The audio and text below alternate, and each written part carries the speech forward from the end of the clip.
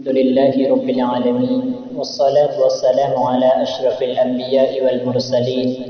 نبينا محمد وعلى آله وصحبه أجمعين أما بعد.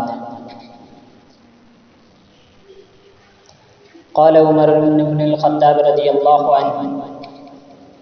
اللهم إنا كنا نتوسل إليك نبينا صلى الله عليه وسلم فتسقينا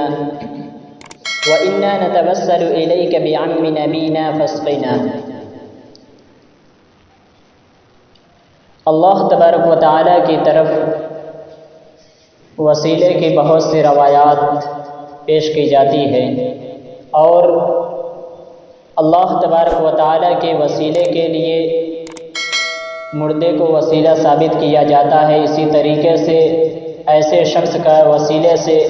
دعا کرنا یا اللہ تبارک و تعالیٰ سے سوال کرنے کو ثابت کیا جاتا ہے. جو ایسے شخص کو جو شخص حاضر نہ ہو یا پھر قبر میں ہو، وہ مر چکا ہو، ایسے شخص کو وسیلہ بنا کر اللہ تبارک و تعالیٰ سے دعائیں کی جاتی ہے اور مختلف دلیلوں کے ذریعے اسے ثابت کیا جاتا ہے. جیسا کہ حضرت آدم علیہ السلام سے جب خطا ہوئی تو انہوں نے اللہ تبارک و تعالیٰ سے دعا کی: اے اللہ، میں تجھ سے اپنے حق میں محمد صلی اللہ علیہ وسلم کے وسیلے سے سوال کرتا ہوں، مجھے معاف فرما. اللہ تعالیٰ نے فرمایا: تو محمد صلی اللہ علیہ وسلم کو کیسے پہچانا؟ حضرت آدم علیہ السلام نے عرض کیا: جب تو نے مجھے اپنے ہاتھ سے پیدا کیا اور میرے اندر روح ڈالی تو میں نے اپنا سر عرش کی طرف اٹھایا تو میں نے اس پر لا الہ الا اللہ محمد رسول اللہ لکھا ہوا دیکھا. تو اس حدیث کو اس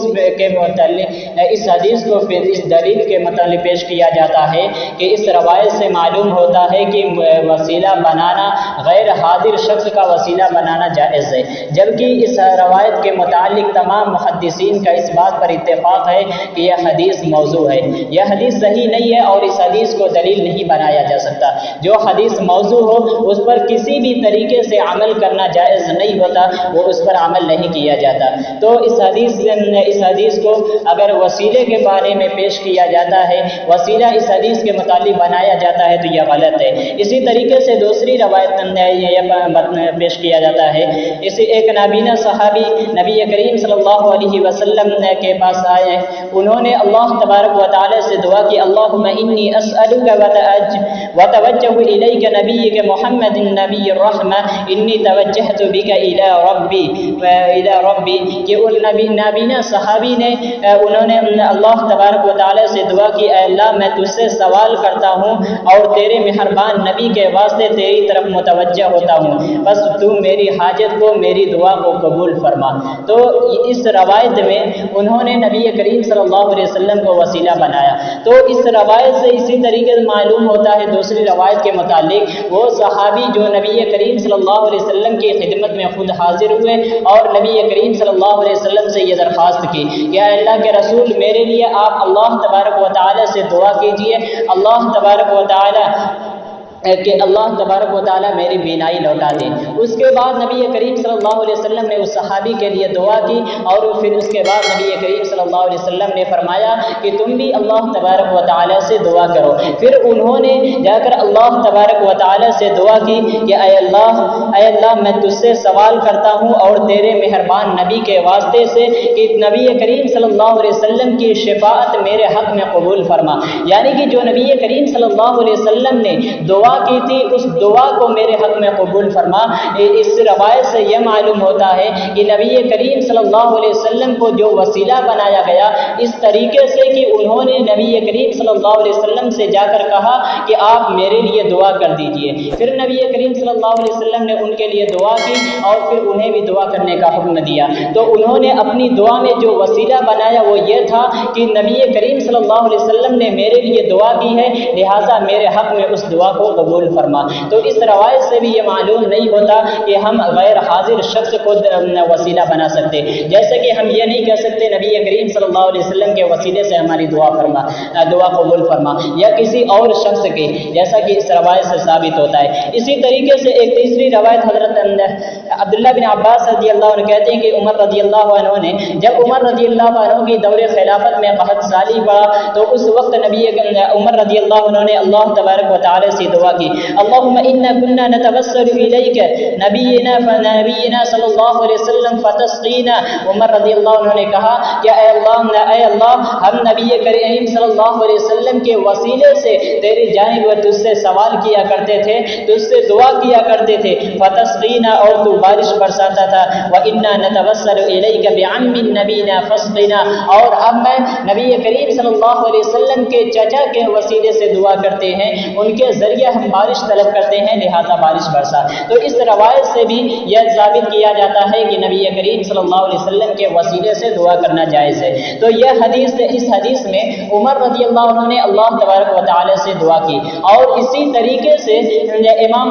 حافظ ابن حجر نے فتح الباری میں عمر رضی اللہ عنہ کی دعا کو بھی نقل کیا ہے، اور اسی طریقے سے بتایا کہ عمر رضی اللہ عنہ نے پہلے حضرت عباس رضی اللہ عنہ نبی کریم صلی اللہ علیہ وسلم کے چچا سے دعا کرائی، یعنی انہوں نے کہا کہ آپ اللہ تبارک و تعالی سے دعا کیجئے کہ بارش برسے۔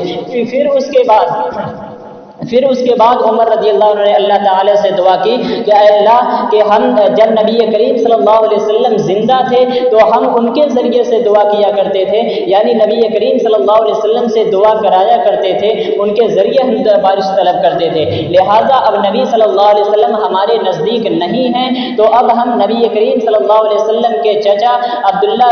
عباس رضی اللہ عنہ کے وسیلے سے، عباس رضی اللہ عنہ کے وسیلے سے، ان کے ذریعے سے ہم دعا کرتے ہیں، لہذا ہم پر بارش برسا۔ تو اس روایت سے بھی معلوم ہوتا ہے کہ صحابہ نے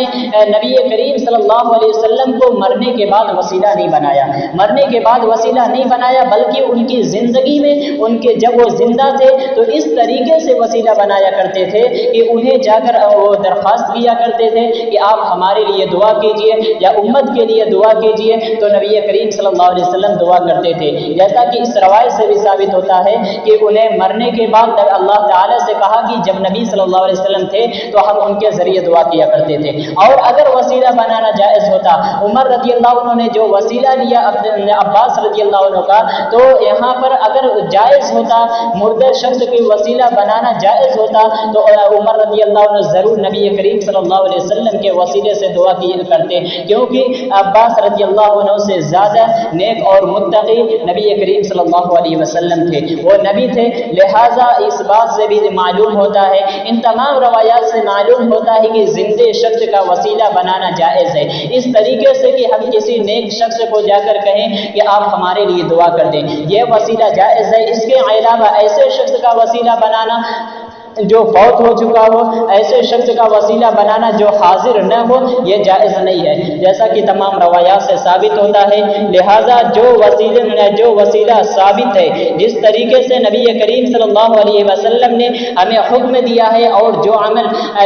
جو حدیث سے ثابت ہے اور صحابہ کرام کی عملی زندگی سے ثابت ہے، ہمیں چاہیے کہ ہم اسی پر چلیں، اسی کے مطابق ہم اللہ تبارک و تعالی تک پہنچنے کے وسیلے تلاش کریں۔ اس کے علاوہ جو ایسی چیزوں سے استدلال کی جاتی ہے، غلط استدلال کیا جاتا ہے، اور یا ضعیف اور موضوع روایت کے تحت اللہ تبارک و تعالی کے وسیلے کو ثابت کیا جاتا ہے، اس سے ہمیں بچنا چاہیے۔ اور اگر دیکھا جائے تو صحابہ کرام، کسی بھی صحابہ کرام نے نبی کریم صلی اللہ علیہ وسلم کے مرنے کے بعد